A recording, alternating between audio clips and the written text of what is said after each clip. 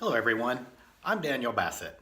I wanted to talk to you for just a few minutes about the ketogenic diet. Now first, I wanted to let you know that I'm not a doctor, nor am I a medical professional of any kind, but I have done a lot of research and I've read a lot of studies on the ketogenic diet and the benefits that you get from being on the ketogenic diet. And I put links to those studies in the description down below, so be sure to take a look at those. I started on keto in April of 2017. I had gone to get a DEXA scan and got my results, and I was 32% body fat. 32%. So if you're over 30%, you're obese. And after you get a medical document that says you're obese, it is very eye-opening. My wife and I both decided then that we need to make some changes, and so we got on the diet. And we both done pretty good on it. I've lost about 30 pounds on it, and I'm down to about 20% body fat now. I'd like to get down to about 15. And my wife is also doing pretty good. She's lost 25 to 30 pounds, somewhere in there, I'm not sure. Now, I'm not saying that the keto diet is the best thing ever, but I'm telling you it works. But if you're doing something that's working for you, maybe you're vegetarian or vegan, if that's working for you, great. Hopefully you're in good shape and you're healthy and you feel good. If that's the case for you, then that's great. Keep doing what you're doing. But I know there are a lot of people out there that do need some help and maybe do need to try something different. And so I'm telling you, the keto diet really does work.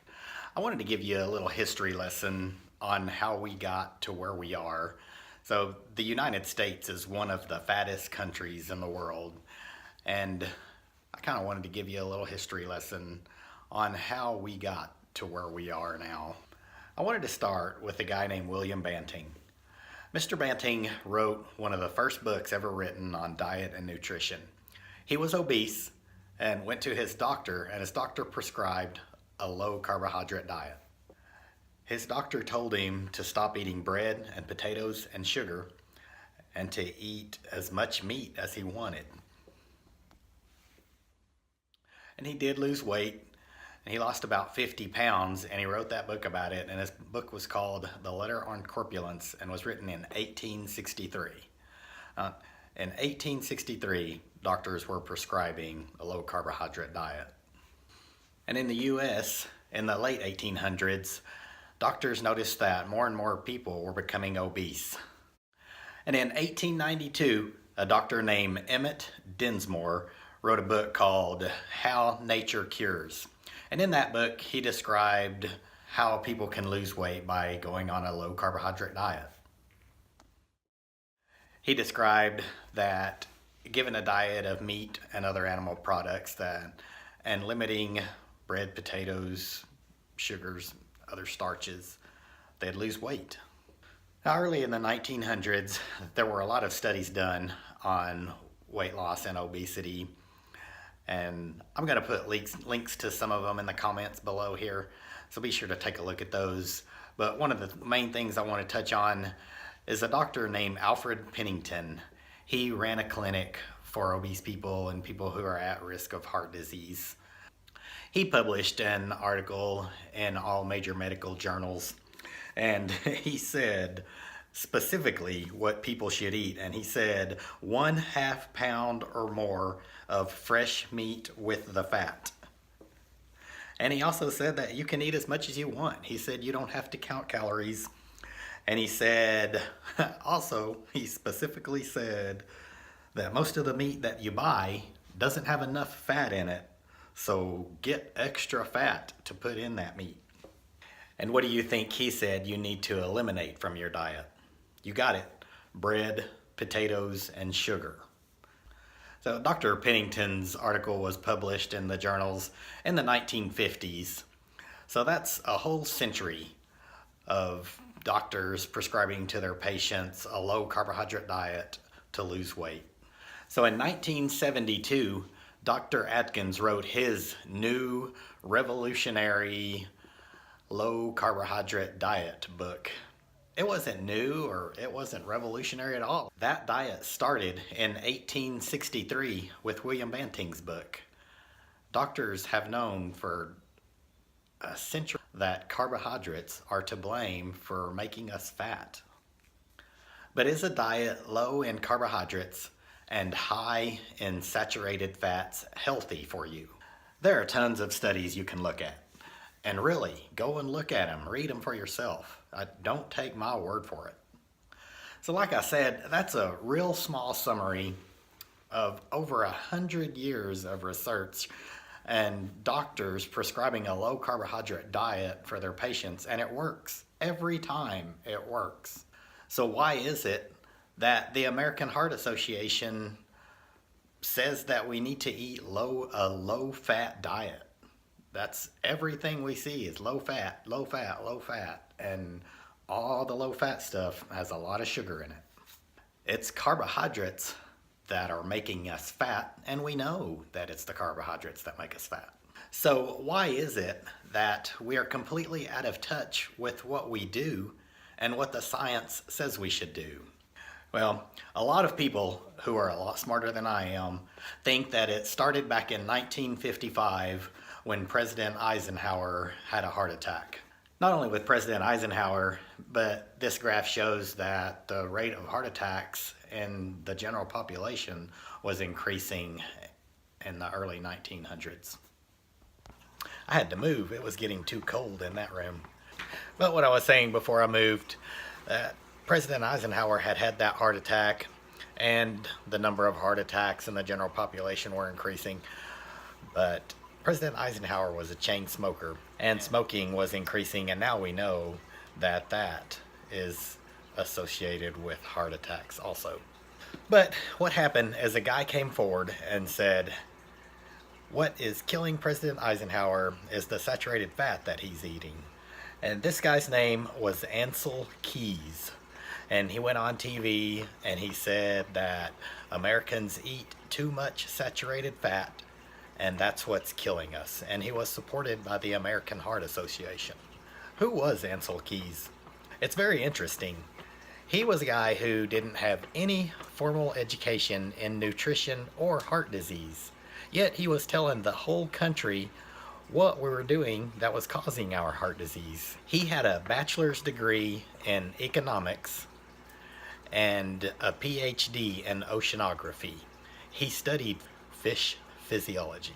He had gone to Italy on sabbatical, and while he was there, he saw thin Italians, and he was told that they didn't have heart attacks. So from that information, he concluded that eating fat causes heart attacks.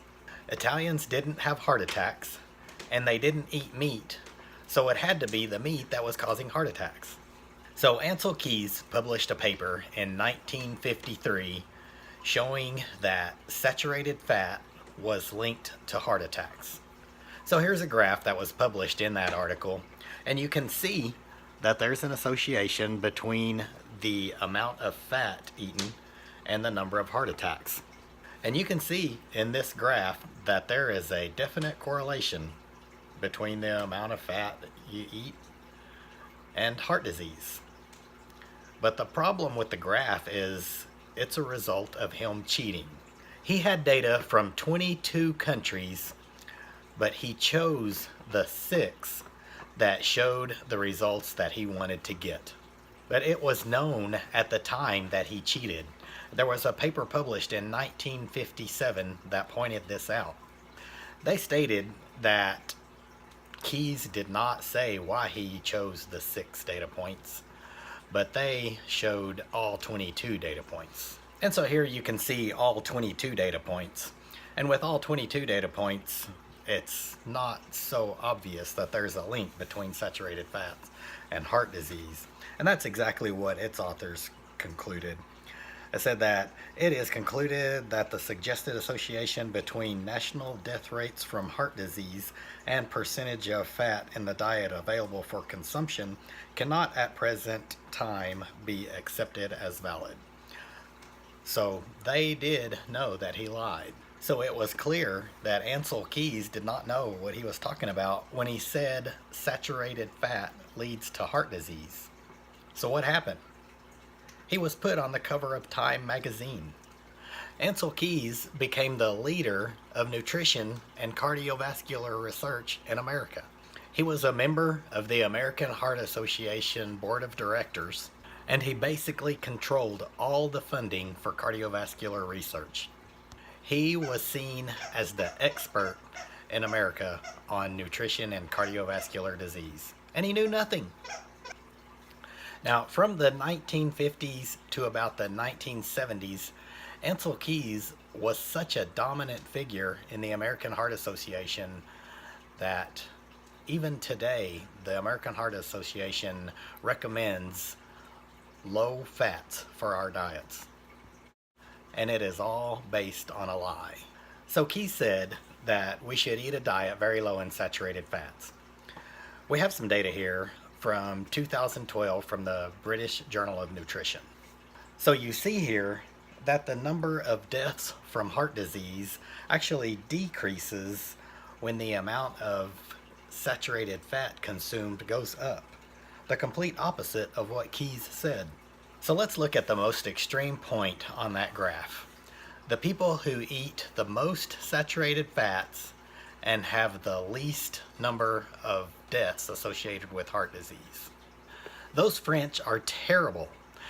They don't respect the recommendations from the American Heart Association. They eat all that saturated fat, and they don't get heart disease and die. A guy named T.H. Huxley said it's a great tragedy of science, the slaying of a beautiful hypothesis by an ugly fact. The ugly fact is the French. But in the field of nutrition, instead of saying that the hypothesis is wrong, we say it's a paradox.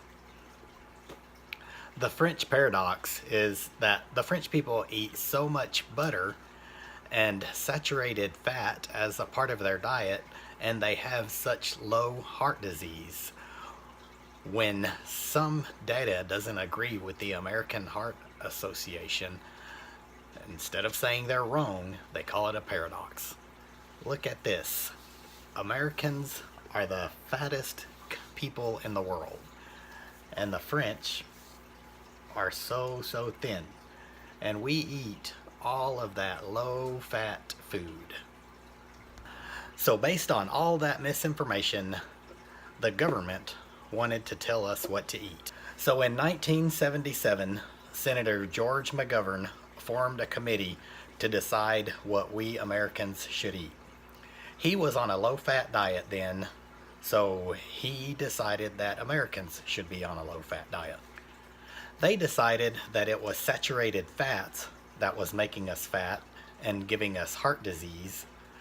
So they made recommendations that led us to the food pyramid that was produced by the Department of Agriculture. So this is what was guiding Americans in the 1970s into the 1980s. And so what happened?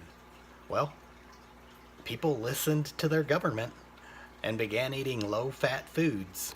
And what also happened is high fructose corn syrup was developed. And so Americans were eating less fats and more carbohydrates. And with the more carbohydrates they ate, they got fatter. We got fatter. There is good news in all of this though. And the good news is that good science ultimately prevails. There are several studies coming out now that show that saturated fat is not so terrible and that carbohydrates are terrible. Sugar is terrible. And even Time magazine says that it's safe to eat butter again. So that was my little history lesson. Hopefully I didn't bore you to tears. I know it's a little boring, but I thought it was really valuable information. It's good to know. So now I'll tell you some things you need to do to get on the ketogenic diet. I'll tell you 4 things that I think you need to do to get started. The number one thing that I think you should do is find your why.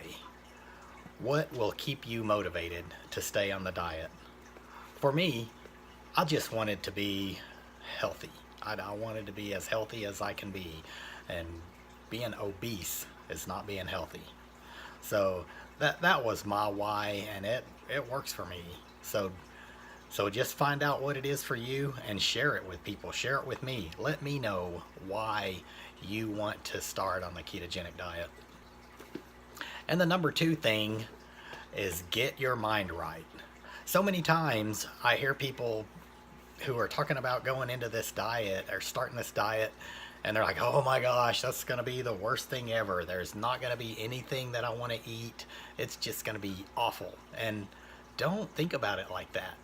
Just if you go in having a defeated attitude, you're not going to be able to get through it. Not that it's really that hard, but in the beginning, it's going to be pretty tough. The first couple of weeks, you're going to have real bad cravings, and you're going to want your sweets back. You're going to want those carbs back, and you're going to have some motivation to keep you on it. Like I said a while ago, I mean, share it with people. Tell people that you're doing it and let them know, and have them help you with it. And I will sure help you with it. Let me know, give me some comments, and I will answer. I'll answer your questions and your comments. And the number 3 thing is get rid of that stuff that's going to tempt you. You don't want to have cookies in there in your pantry when you really want some cookies, because you'll go in there and get them. I'm telling you, it's not really that hard, but in the first couple of weeks, you're going to have some cravings and you're going to really want some sweets.